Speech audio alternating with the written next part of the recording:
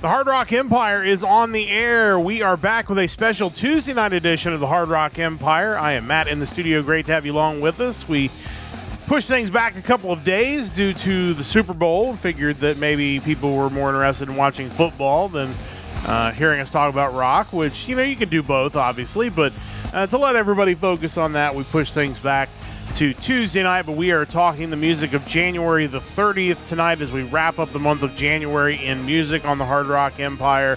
And next week we'll be getting, or later this week I should say, we'll be getting into the music of February.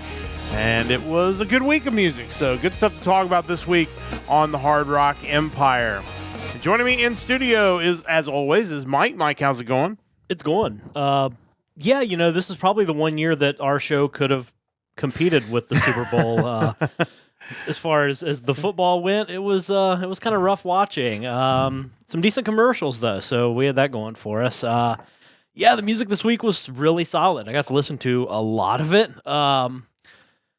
Yeah, I think a lot of variety, which is always a good thing. But yeah, I'm excited to talk about it. Yeah, I think it was a really good week, and you know, one thing we want to mention is we've got some ideas to kind of change things around on the podcast. So stay tuned to that. We've got some interesting ideas that I think will allow us to spotlight some more bands and kind of do it in a little bit of a different format. So stay tuned for that. That'll be coming up in the coming weeks. But in the meantime, you know, we'll continue on with our normal format tonight.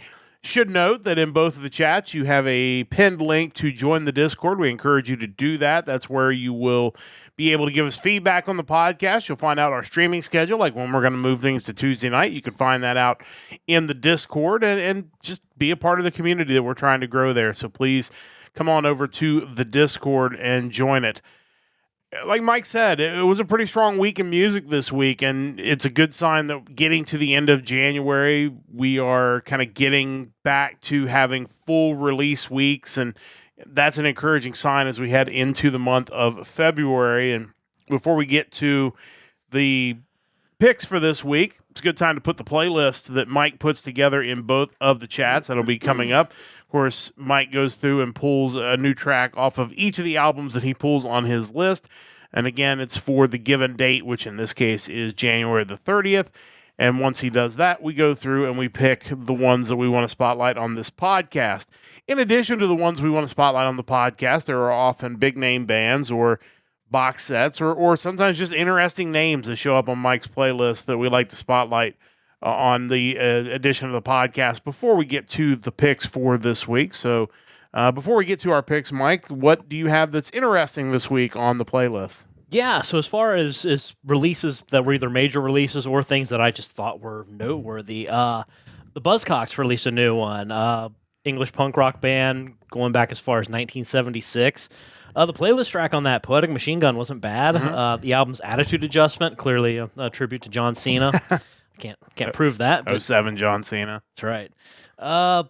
Next, we had Francis Rossi with The Accidental. He's the founder, vocalist, and guitarist from the British rock band Status Quo, another band that's been around forever, since the 60s.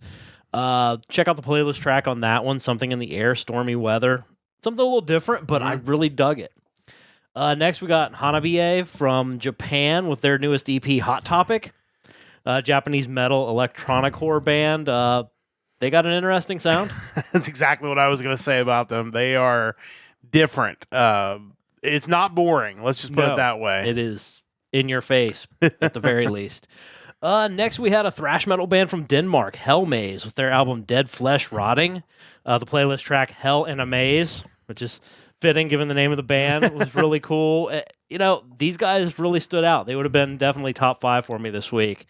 And finally, as far as the major releases, the band Therion released their Con Orchestra, easy for me to say, Swedish operatic symphonic metal band. It's a live album with an orchestra. Definitely interesting listening. Yeah. I really dug the playlist track from those guys. It was definitely different. I think anytime you can bring an orchestra in and it kind of works, I always appreciate that. Yeah, their music really lends itself to that anyway, I think, so that worked out really well. As far as re-releases, a couple interesting ones there that I haven't had a chance to really get to yet, but I want to.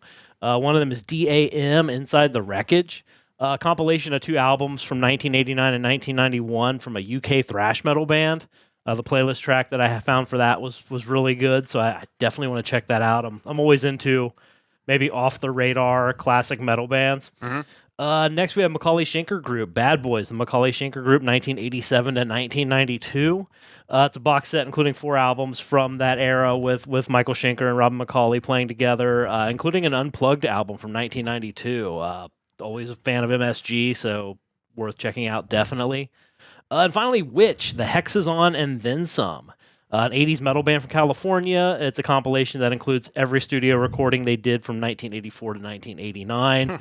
Again, it seems like another one of those huge in that area as far as they were always supporting or being supported by some of the bands that became household names. Again, always cool to hear classic, maybe less well-known metal acts, and what I heard of that was pretty cool too.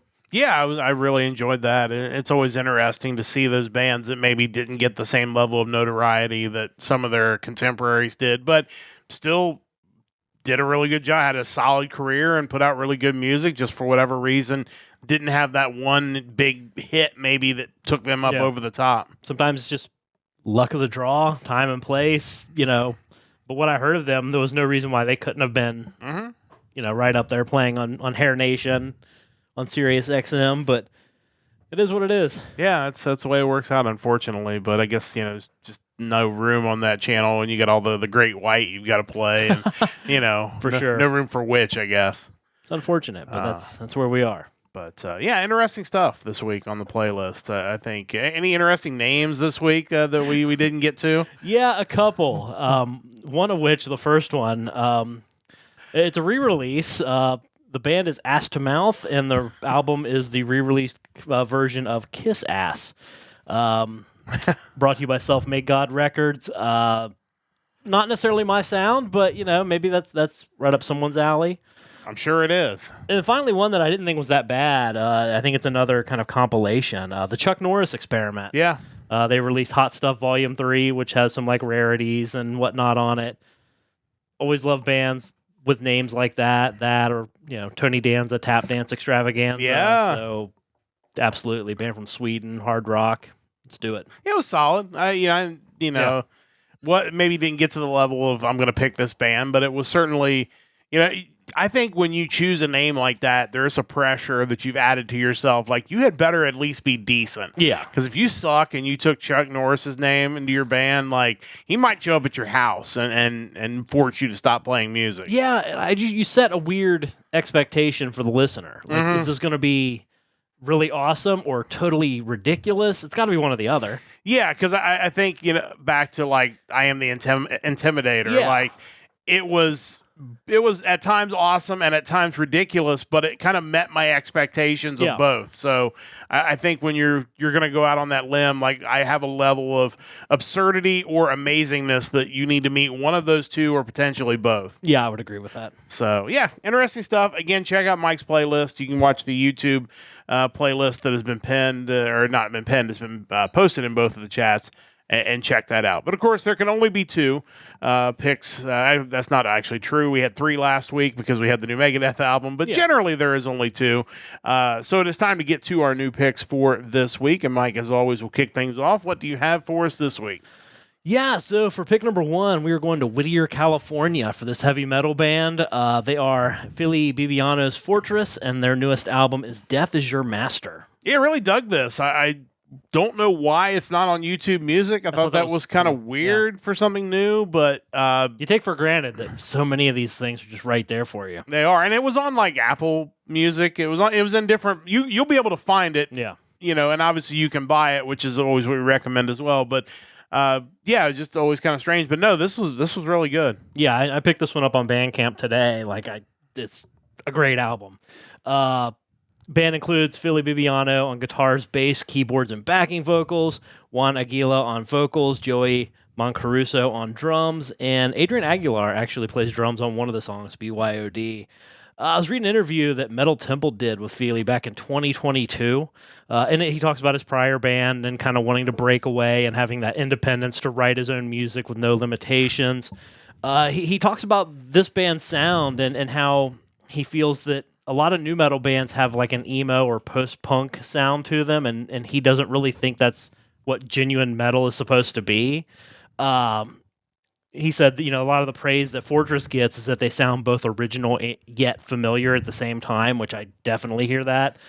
The band signed to High Roller Records, which is a label we've encountered quite a few times on the show. Bands such like Cloven Hoof, Helvetet's Port, Iron Flame, Vigil Hunter, Bergfried, Creatures, Actor. So they're definitely up there as far as releasing albums that I enjoy. And this guy's opinions on the direction of modern metal is kind of right up my alley. I don't know how many times I've said that before, where I may like a band's sound or something about them, but they kind of have that modern metal thing going on that I would mention. And sometimes it's in some of like the programmed effects that they use. Sometimes it's in the vocals. Sometimes there's a certain singing style that to me just says this is modern. And this is not what we're hearing here. This is like classic Yngwie Malmsteen music right here. Really, really classic, just great metal. Fili's guitar sound is amazing. Juan's vocals fit it. Like it feels like one of those classic Malmsteen. You have great guitarists, great vocalists put together. It's just tremendous. It's a shame it wasn't available readily on YouTube Music because I think everyone needs to hear this. Standout tracks. Listen to the whole thing. First off, there's no bad track on the album. But if I were to pick standout tracks, I would say Flesh and Dagger, Fugitive, Blackest Night featuring Chris Nunez, BYOD, and the track that I picked for us to listen to, Night City. Let's get to Mike's pick. It is Fili Bibiano's Fortress. This is the fourth track off of this new album, Night City. Let's listen to a little bit of that now. I've been lost before, but never, never, never have I lost my home. Away to the night city. Escape your life and join the night. And the woman, glorious eyes, lines of snow that break the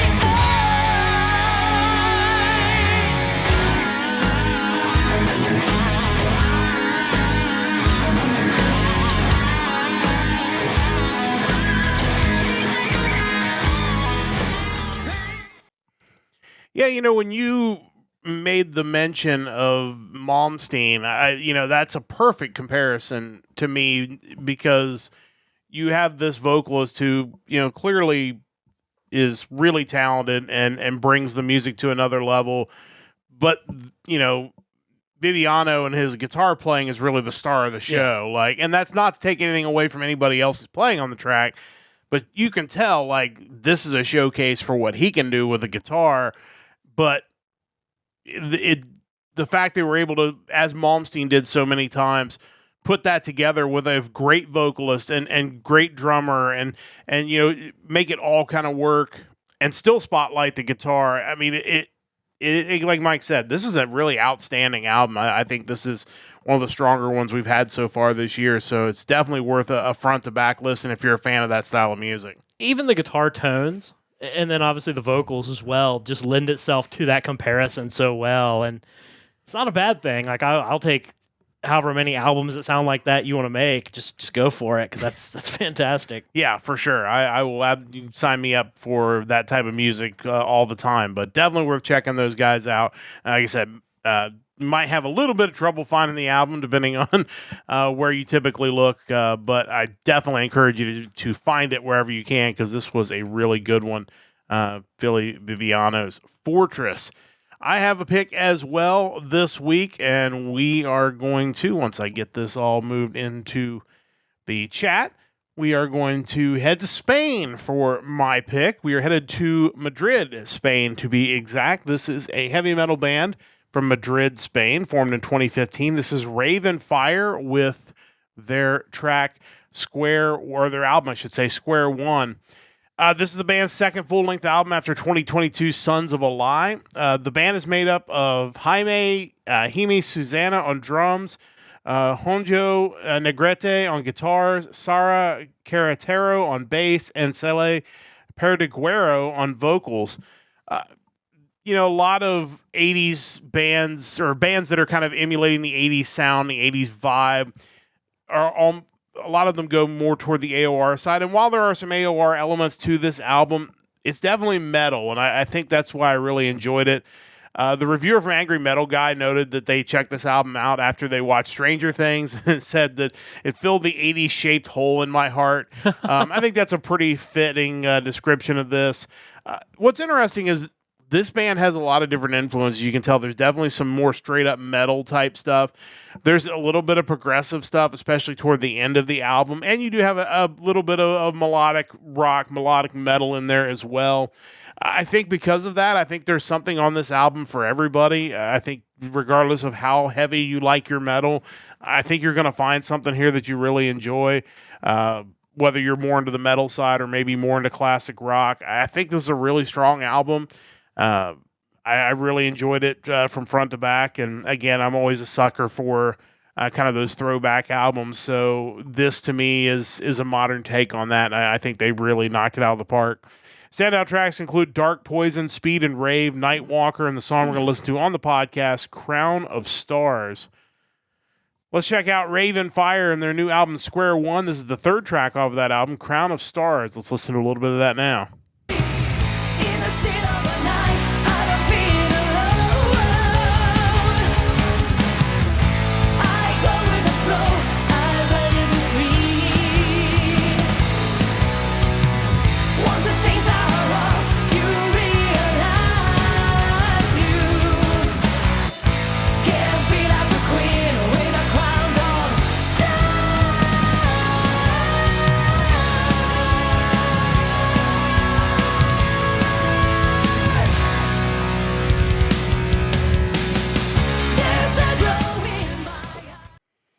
You know, anytime you have female-fronted band, we've talked about it a lot. You know, sometimes those lead singers are more operatic.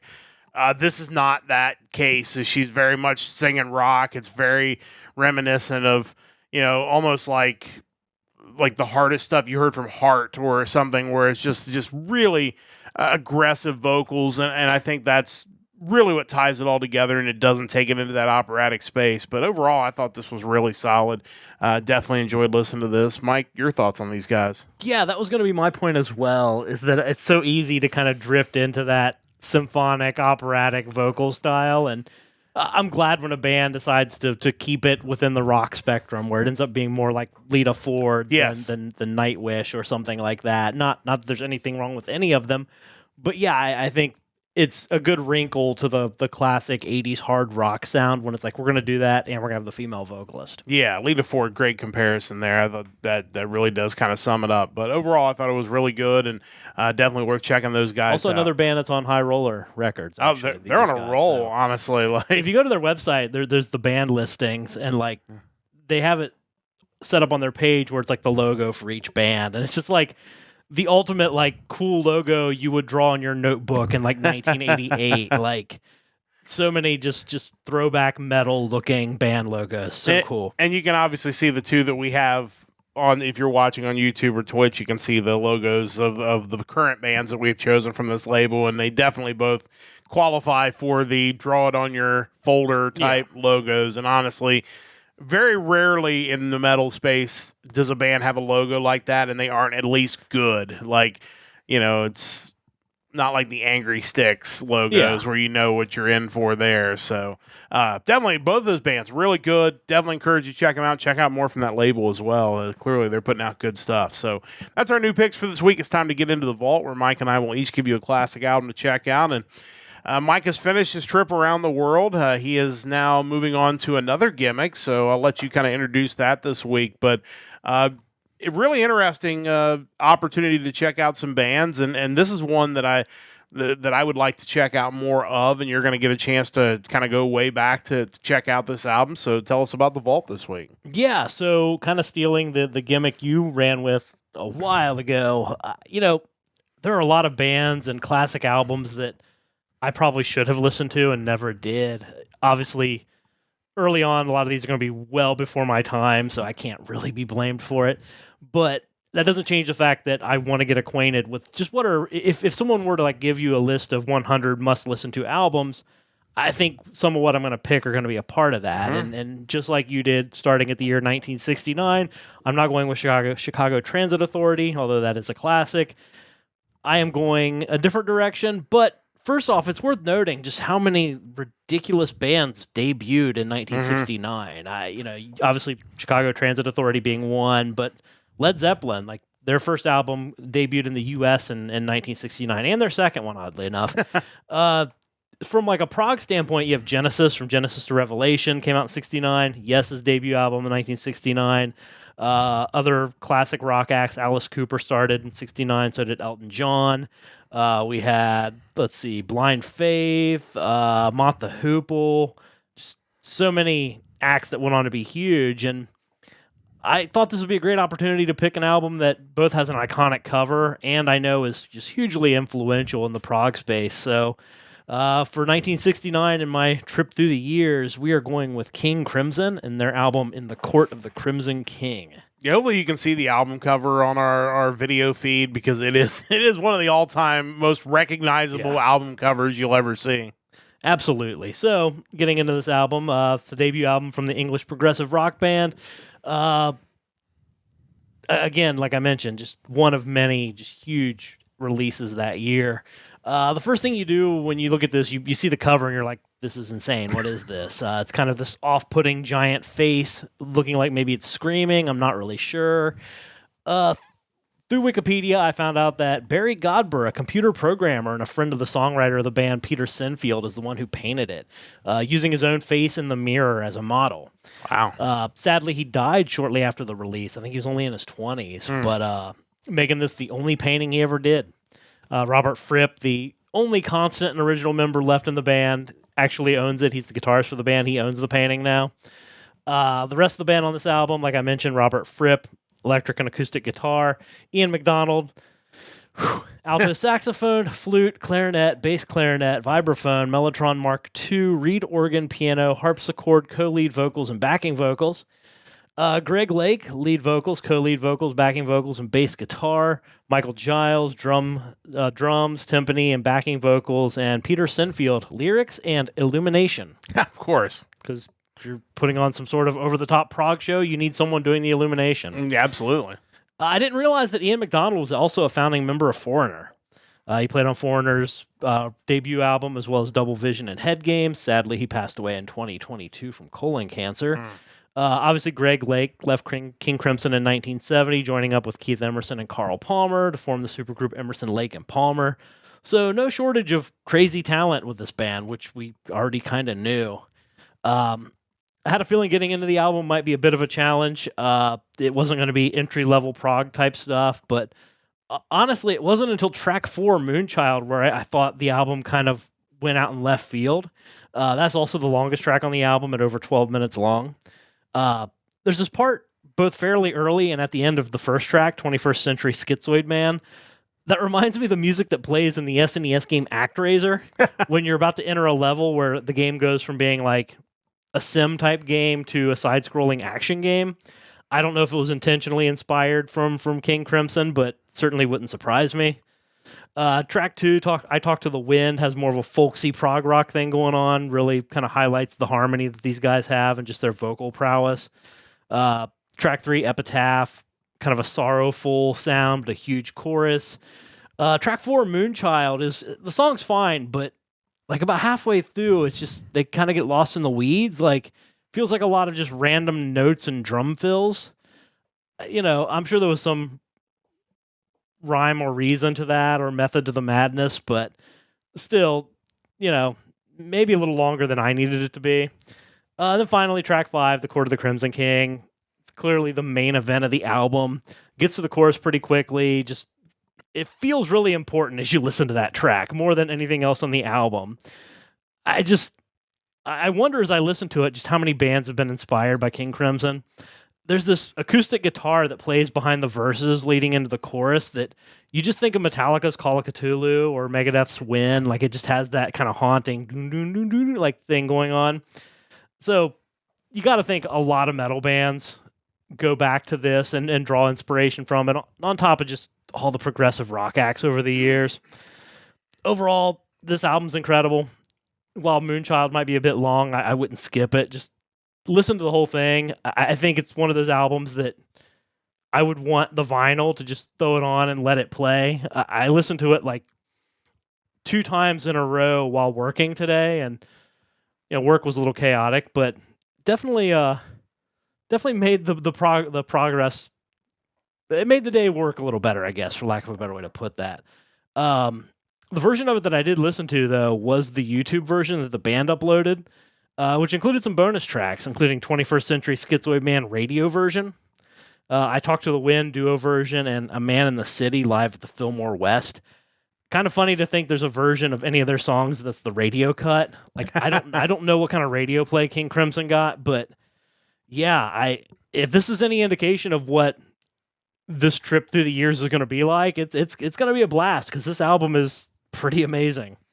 Yeah, again, it's one of those bands that I've always wanted to maybe check out more of their stuff, and you mentioned there's so much to take in, and we could spend a whole day on King There's no Crimson. way to just do a small write-up or anything on this. Greg Lake, I did not realize that he wrote his first song at the age of 12. It was Lucky Man, one of the best Emerson, Lake, and Palmer songs, wrote at the age of 12. Wow. So when we're talking about musical genius, unfortunately, he passed away back in 2016. But just a crazy talented group. Obviously, a band like Rush, very much influenced. You go through like the Wikipedia page, Kurt Cobain cited them as a major influence in starting Nirvana. Bad Religion cites the lyrics of 21st Century Schizoid Man on their single 21st Century Digital Boy. That's not surprising. Obviously tie in there. Their Wikipedia page, again, too many to mention. Dream Theater Ope with Mastodon, Between the Buried Me, Leprous, Hawken, Caligula's Horse, there's a whole list of bands that have been influenced, obviously, it came up in JoJo's Bizarre Adventure, in the 5th part, the main antagonist, Diavolo, possessed a stand known as King Crimson. Again, yeah, one of the most influential bands of all time, and this was certainly the album that got that started, and something I definitely would like to check out. And I'm sure if you're a fan of prog rock, if you haven't gotten into this, it's probably a place you need to go to really appreciate maybe what some of your favorite bands were listening to when they were looking to put together whatever they were doing. But amazing stuff, amazing album cover. Definitely worth a trip to check out King Crimson to get your year by year thing started. So interested to see how that goes, especially because having gone through the years, it'll be interesting to kind of see the different road you can take, because obviously there have been so many great albums that you could literally do this dozens of times and not hit them all. And I might do that. It's possible. As I get to my vault pick for this week, we're continuing through the Frontiers bands. We are almost to the end. After this week, we'll have 3 more weeks of that, 2 Y weeks and a Z week, because there's only one Z band. But we are on to the second of 2 X bands. This is a band that was originally formed in Los Angeles in 1999. This is XorigiN with State of the Art. The band was originally formed in 99 as Orange Crush, while the band's members were studying at the Musicians Institute. The founding members were Johannes Stoll on vocals and Daniel Palmquist on guitar. Later, they returned back to their home countries of Norway and Sweden and continued their musical projects separate, but also some together. They finally did decide to get together to do an album. They brought in producer-drummer Daniel Flores to record their debut. It's really good. If you're, they list on the website, on Frontiers' website, the band was influenced by Giant, Toto, Foreigner, and Yes, so kind of know what you're in for here. This is a mid-'80s AOR sound at its absolute best. Songs are catchy, absolutely would have fit right in the mid-'80s. Maybe a little bit of good news, I don't know, because it's been a couple years, but their Facebook page, the last post they had, which was from 2023, I believe, did say that they're working on new music. Now, we're 3 years on from that, or at least 2.5 years on, and they haven't released anything as far as I can tell. So maybe this will be the year that those guys get something out new, because overall, I thought this was really good. So it's definitely worth checking out. The whole album was good, but if you have to pick standout tracks, Can't Keep Running, Too Late, This Is It, and The One for Me. It's it's just Frontiers at its best.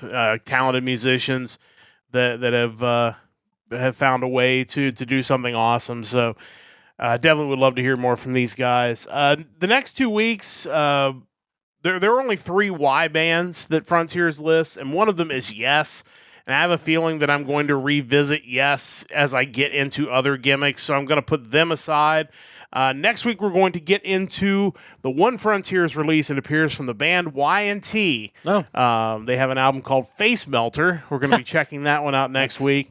And in 2 weeks, we'll be checking out some sort of weird combination band with members of Yes and members of Toto coming together in a band called Yoso.